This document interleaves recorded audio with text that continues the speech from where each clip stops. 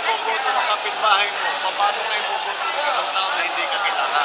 Kaya siyempre, ako'y nagpapasalamat sa ating Mayor Pia Gomez na sa kanyang pag-endorso at I congratulate her also for the progressive, the continuing progress of the city of San Juan.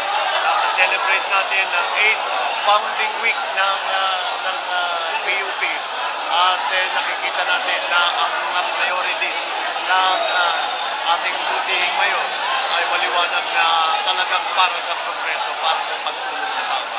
There's no place like home, sabi mo kanina. There is no place like home. Sir? Kaya kinakorek ko sila, sabi, welcome to San Juan. Tingnan rito ako lumaki. I feel very close to the city of San Juan. Reaction lang po, tied na kayo ni Cheese. Tied na kayo sa top spot ni Cheese sa latest na FW survey. Anong reaction na po natin? Well, siyempre, nakakatuwa na paakit ng paakit ang mga numero. Palagay ko, ito ay dahil tanggap naman ng tao ang simple ko lang naman mga mensahe na kailangan ang una nating hakbang na gagawin para pagandahin ang Pilipinas ay magkaisa. At palagay ko, dahil nasa ugali naman ng Pilipino yan, nasa kultura natin yan, kaya madaling ibigkas, madaling tanggapin ang tao. I think that is what is behind those numbers. Sir, pasensya na po, pero may reaction po si Secretary Marroquas dun sa sinabi niyo po na yung parang dininay niyo po yung regarding sa martial law. Sabi niya po, martial law is an election issue daw, sir.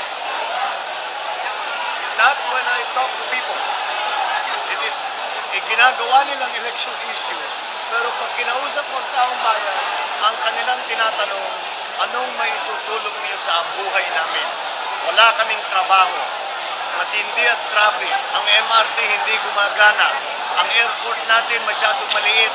Ang puerto natin masyadong maliit. Walang infrastruktura.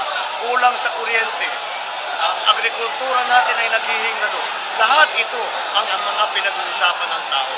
Ni minsan, hindi ko naririnig, sinasabi lang, nagpapasalamat sila sa aking ama dahil sa kanilang nagawa hanggang ngayon napapakinabangan. Yun ang naging issue. Yun ang gustong pag-usapan natin. Sir, meron daw po kasi panawagan yung NPC sa mga local candidates na either sa inyong tatlo na NPC candidates na supportan Vice Presidency. Meron din po ba kayo na parang Hindi ako NPC candidate. Nationalista po? Nationalista. Nationalista. Yung nationalista, sir, meron din po ba sa inyo na mga nationalista vice presidential na ang susuportahan ay lokal na nationalista din, sir? Sa ngayon, meron din. Siyempre, lahat ng aming membro ng nationalista ay tinutulungan na sa local level dahil meron lang tatlo ang naging kandidato bilang Vice Presidente na nagagaling na miyembro ng Nationalista Party.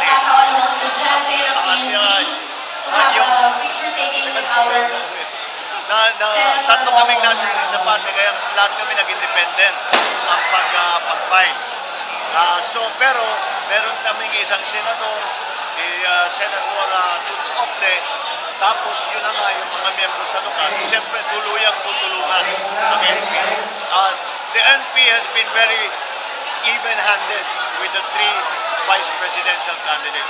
Tumutulong sila sa lahat ng tatlo. Sir, paano yung magiging dynamics? Kasi yung magiging kalaban ni Senator, ni Mayor Diaz at susunod na election, nationalista. Ang lalaban ni Kay Mayor Diaz po ay nationalista. Si Zamora po, sir. Well, alam mo, ang nangyari dito sa halalan na ito ay marami talagang pagbabago sa patakbo at kuminsan hindi na nga nasusundan ang ating mga partido. Kaya siguro ang ipaglalaban na lang natin ay ang personalidad, ang kakayahan, ang integridad ng bawat kandidato. Okay. Thank you, sir.